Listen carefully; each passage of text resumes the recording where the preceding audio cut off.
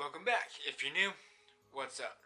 Believing in the supernatural, the unexplained, reincarnation, and extraterrestrials. Some of the most interesting topics all over the internet, depending on what you believe it. Well, here's some supernatural, unexplained mysteries I found on the internet, and because they're cool and interesting. Frederick Welch, October 21st, 1978, set off from Australia to Kings Island, flight training in a single plane engine. About 20 minutes into the flight, he contacts flight control asking if anyone else is in the air with him. Here's the twist. Flight control says no, setting off an argument between pilot and radio control. While they were arguing, the craft comes up right next to him and they stop arguing. And the only way Frederick can describe it to flight control was lights. Bright lights. The last words that they heard from him before he went missing were, "They're not aircrafts," and he disappeared. His plane gone, him gone, all the face Earths, no one's seen him since or heard from him.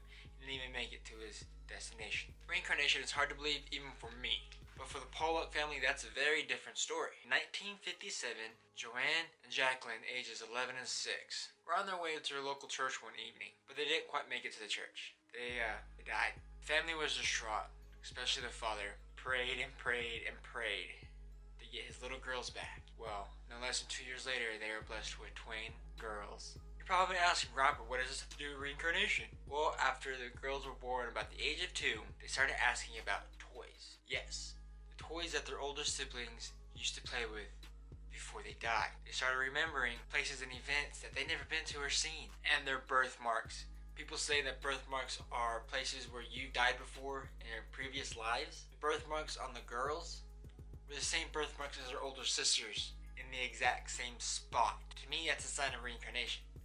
But when they turned about 5 years old, those memories faded. Birthmarks stayed, but the memories faded, but the toys and places and events, and they lived a happy life and moved on like it never happened. If you haven't seen my video on sleep paralysis, click the card above me, and I hope you understand this mystery. In January of 1783, 2 Englishmen, Thomas Unen, John Taylor sounds like a time traveler from Apex, spent the night drinking like sailor buddies. With John Taylor drunk, passes out, so Thomas, the good friend he is, takes him to bed, lets him sleep it off. But he didn't just sleep for 8 hours like normal. He slept for 2 days. Within those 2 days of sleep, he was stuck in a horrible nightmare. Like a horrible nightmare. Body shaking frantically, like he's attacking something, pushing things away, but he's still asleep. After he woke from his 2-day coma, he explained what his dream was about, and it gets dark. He starts off by explaining what happened when he fell asleep. He fell into a black hole. He was tortured by demons for 5